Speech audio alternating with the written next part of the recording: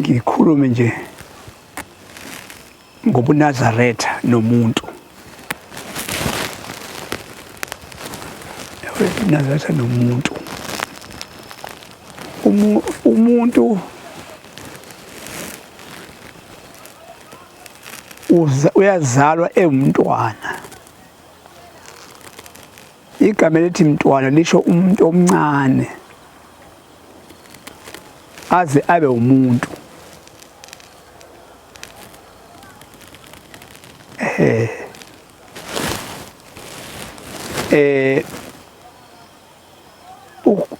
Kuba khona kwenkosi ke yamaNazaretha ke umqalo wendlela nenkosi uLangaphumasikothe nenyanga yezulu nothingo lamakhosazana noNyazi lwezulu. Awukho umehluko okhona owenzakele ngomuntu oyinazaretha, ngomuntu ophendukayo. Okujwayelekile umuntu omdala abanye baye bathande mayebona amaNazaretha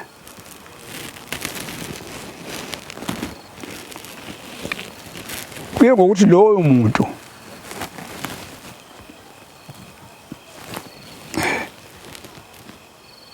ukhulela endaweni enjani. Umuntu okhule ngayiphi indlela yokukhula. Khona abantu abakhulela emahlanzeni, khona abakhulela ezinkangala, khona abakhulela emishini, bekhona abakhulela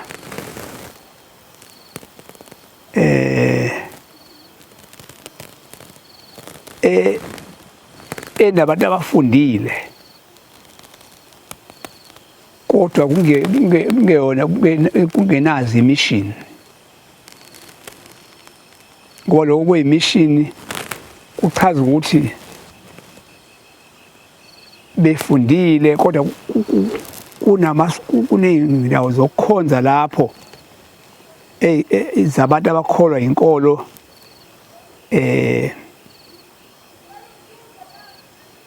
eyafika nabamhlophe.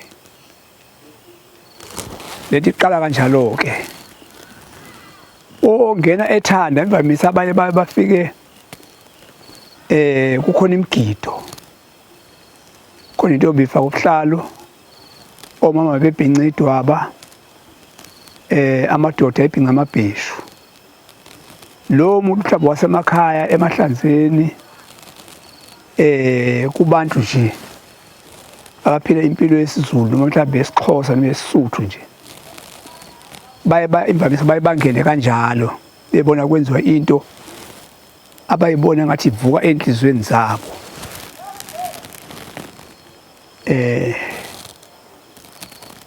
Bese bekhona abantu abakhulela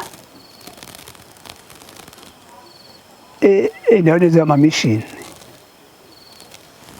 La bantu akujwayelekile bekungajwayelekile ukuthi bayithande inkolo kaShembe ngoba ukuhamba kwayo inkambiso yayo bona beyibuka bona ibakhipha kuzona zonke into zabo, njengokugqoka isicathulo, ufaka isokisi, ufaka isudi, mhlawumbe ufaka umhelane ekhanda uye esontweni, ufaka i-uniform ethile mhlawumbe uya esontweni. Bekungajwayeleki bangene labo bantu abanjalo, kodwa bebengena ngephuzu lokuthi uShembe uyakwazi ukuthi ahamba kumuntu ekhaya kwakhe umuntu lo ambone.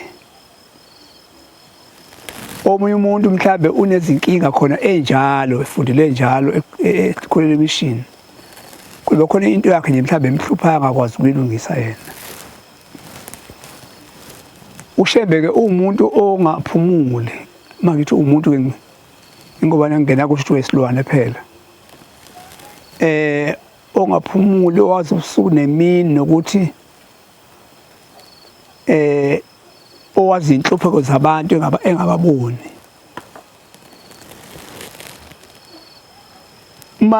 Emdabukele lo muntu noma ufunde kangakanani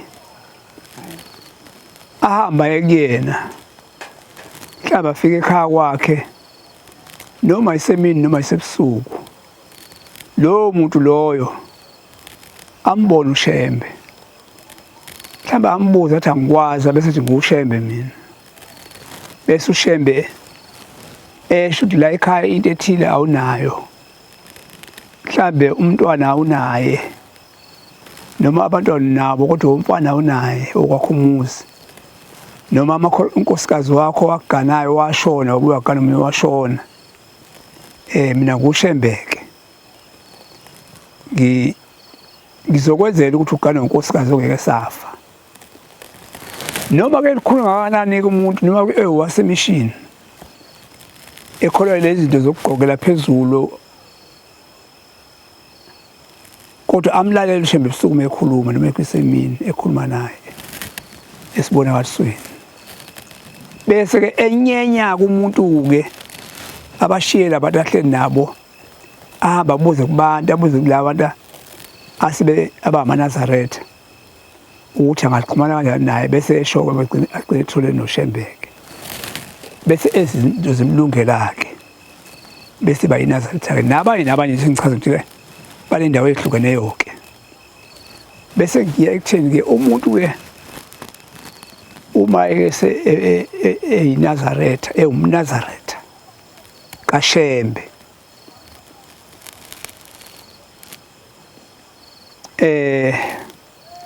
uye ayalelwa abanye abangaphambi kwakhe nje usuthanda kuyihamba le ndlela kaShembe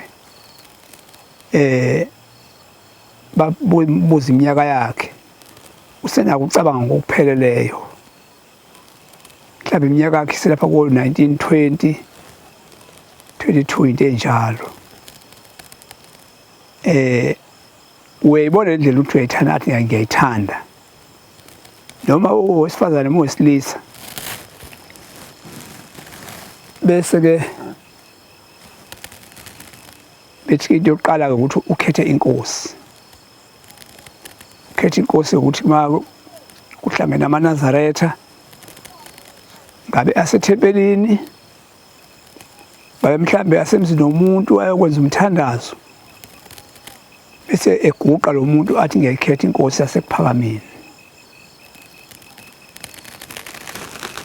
ngoba ukuphakama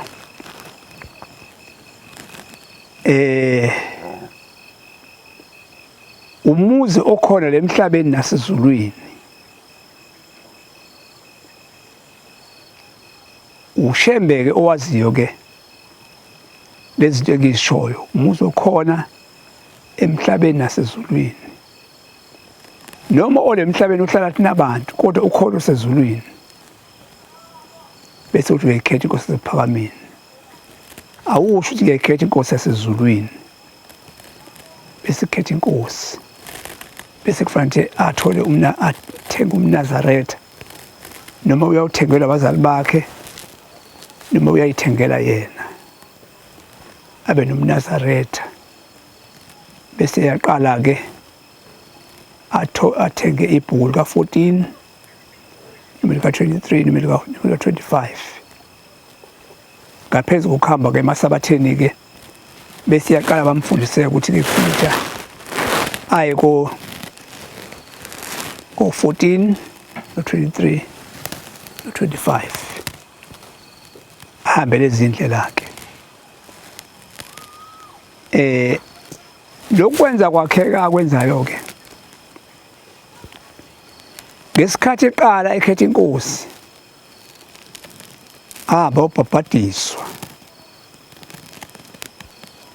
Uhamba nabantu ababhabhadiswa, abhalisa igama lakhe ofisini kaShembe, igama lakhe nesibongo sikababa wakhe nenkantolo yakhe negama lethempeli lakhe, bese hambe yobhabhadiswa. Ngaleso sikhathi-ke enza lokho kubhabhadiswa, uShembe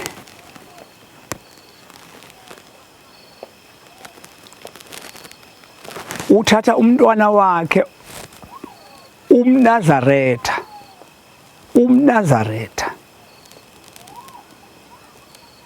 hayi ingubo, amtshale kulo muntu obukhetha inkosi.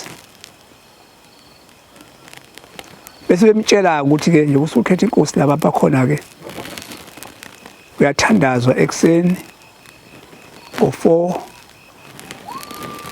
nango-9 uyangena umthandazo. Kumenyezwa isonto ngo-4 alimenyezwa isonto, kuntambama liyamenyezwa isonto, kuzothi ebusuku alimenyezwa isonto. Lo mntwana owumNazaretha ilezo zinto aphila ngazo. Awusophinde-ke umthuke umuntu, awusakwazi ukuba uthi kumuntu fuseke nezinye amagama nje afana nalawo, ngoba lo mntwana ongaphakathi lawo magama akaphili ngawo. Iwona la magama awuthandaza akhula ngawo lo mntwana. Uma ukhula wena uyakhula naye, ukhuzwa umthandazo nokuhlabelela ingoma zamaNazaretha.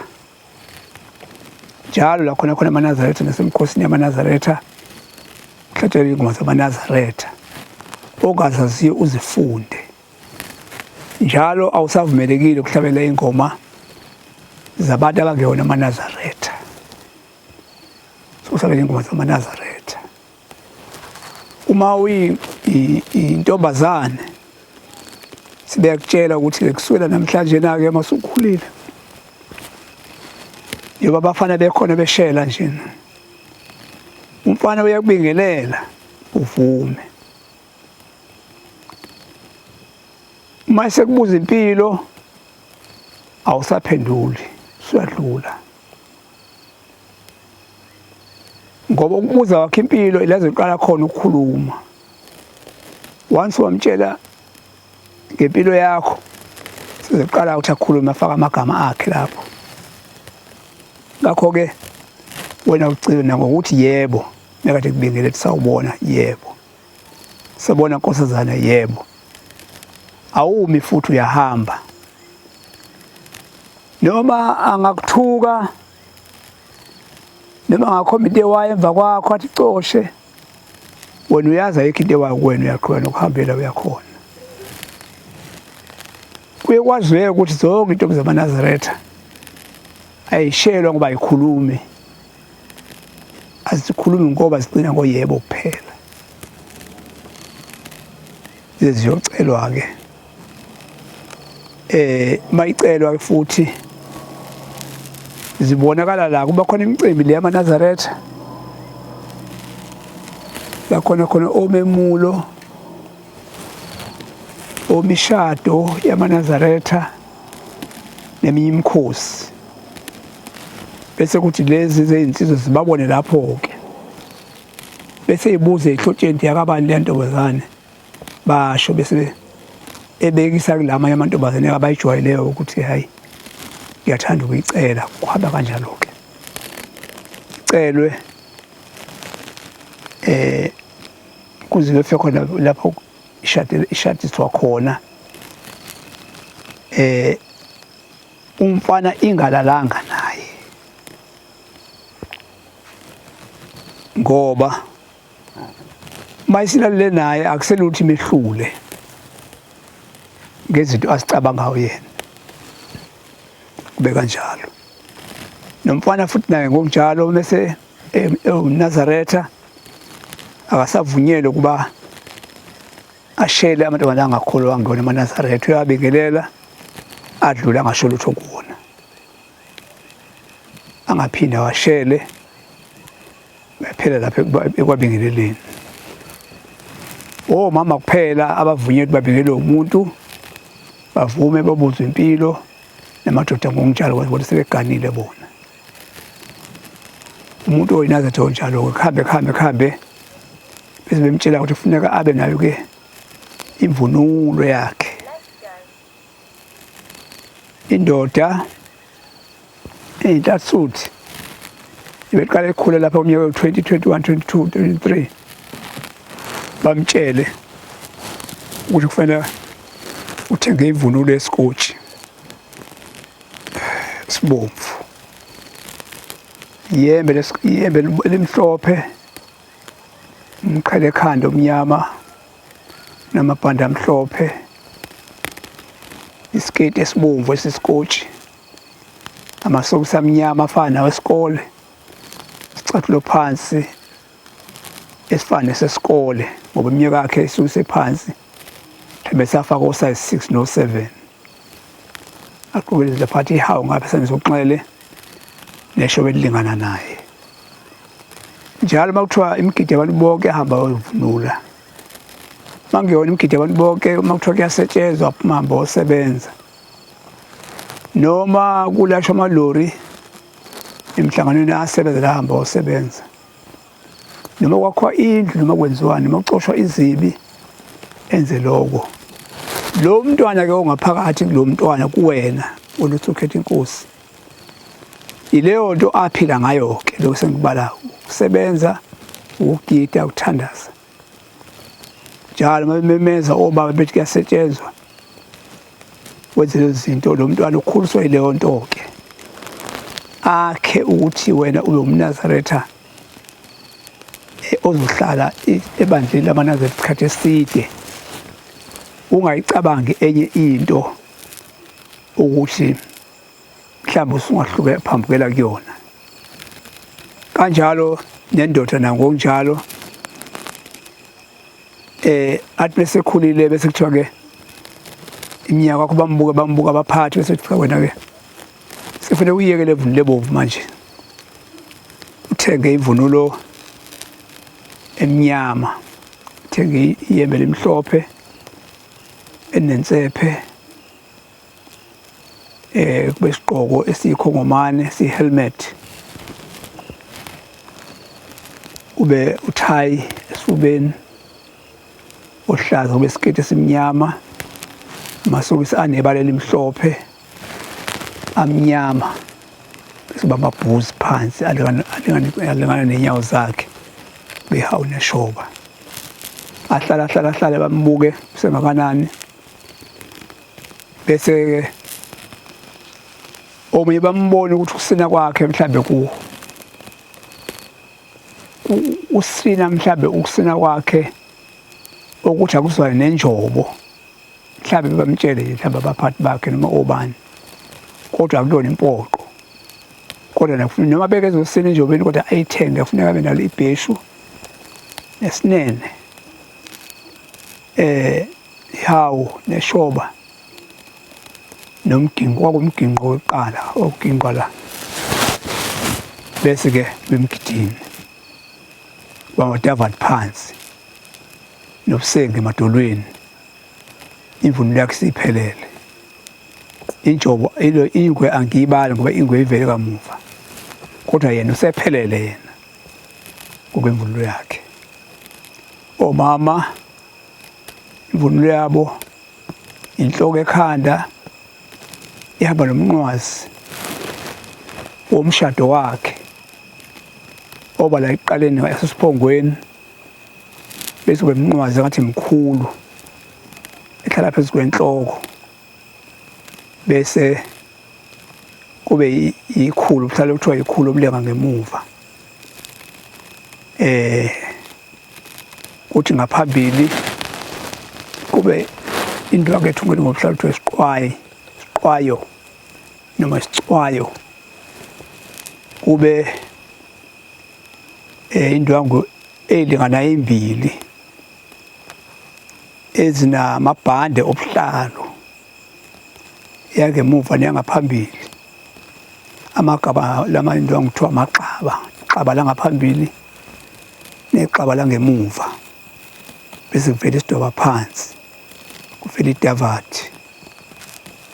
Sihambe phathe i-umbrella yakhe nehawu esandleni sokudla, ihawu elibomvu. Kanjalo-ke namakhosazana afune imvunulo yakhe yobuhlalu, umnqwazi ekhanda obuhlalu obuthi yabulingana neminwe mhlawumbe mayimithathu. Umnqwazi wamakhosazana loyo afaka ama-hairnet, amanethi ey'nwele, bese faka lo mnqwazi le, bese-ke afake imbhamba esifubeni enhla kwamabele, omunye ngezansi kwamabele, kube khona imbhamba yasesinqeni, kube khona ubuhlalu nombala ophuzi, nombala obomvu, nombala ohlaza lobo, bese kuhlala phezu kwesidwaba seyintombi sewuli, hhayi isidwaba sesikhumba. Bese kuthi ngezansi emadolweni kube khona ubusengo obuncane obunciphileyo ngomzimba, abuthandazela lapho, kukhona basenyaweni futhi. Bese phathe ihawu lakhe elimhlophe ne-umbrella yakhe engefani naleya makhosikazi, mhlawumbe nomgexo wakhe-ke awufake emqaleni, sephelele-ke uyintombini emgidini-ke. Maye kwenza konke lokhu-ke, ekwenza konke ngey'nsuku zawo nensuku zokumenyezelwa kwazo, ilapho kukhula khona ubuNazaretha ngaphakathi kuyena. Umoya wokuhlubuka imvamisa awumtholi, nomoya wamadimoni. Bese-ke lo moya bonke abakhona emhlabeni abathatha abantu babaduse, awukwazi umthola ubiyelwe lezi zinto zonke. UyiNazaretha-ke lo muntu sekuyinazaretha-ke lelipheleleyo-ke. Makuthiwa komhlawumbe uyaphuma uye entabeni, naye ayimisele ahambe phansi, aphathe lokho angakuphatha, ahambe emhlanganiso zofika entabeni, afike nakhona-ke idokodo lakhe, ahlale khona, mhlawumbe ahlanganisele bakhe khona, bahlale benganazaretha kumenzela imigidi, bagide kusetshenzwe basebenze uze ubuye umhlangano. Lokho-ke uba umntwana weNazaretha. Noma-ke umuntu esekhulile mesehlangana ney'lingo zokukhula, mhlawumbe zobukhosikazi noma zobudoda, kube khona ezimphambukisa endleleni, kuyenzeka lokho. Ibe khona isibelo esithi, wangidala uNkulunkulu Nkosi yamakhosi, wangibeka kuleyo nsimu ngokungithanda kwakho ngaka. Emzuzwini ney'khathi ngakhohliseka Nkosi yami, ngaze ngawudla lowo muthi, baphela bonke ubuhle bami. Sisho kanjalo. Seqala manje ukungenwa izilingo zasemhlabeni, sekhulile manje nake. Ngoba inhloboni yezilingo kwesizimehlela-ke manje nake. Makuyinto edinga ukuthi mhlambe ayenze yasekhaya. Uyayenza into yasekhaya, kungaba amagobongo, kungaba ukuthwasa mhlambe, ethwaswa udadewabo, omkhulu bakhe abadlule emhlabeni nabanjani. Akwenze lokho, abike kubaphathi bakhe abashumayeli ukuthi cha, ekhaya bambike ukuthi cha, usibani usathwasa noma usadla amagobongo, uzobuya buyeze esontweni. Akwenze lokho, akuqede, akuphothule, angangeni ethempelini,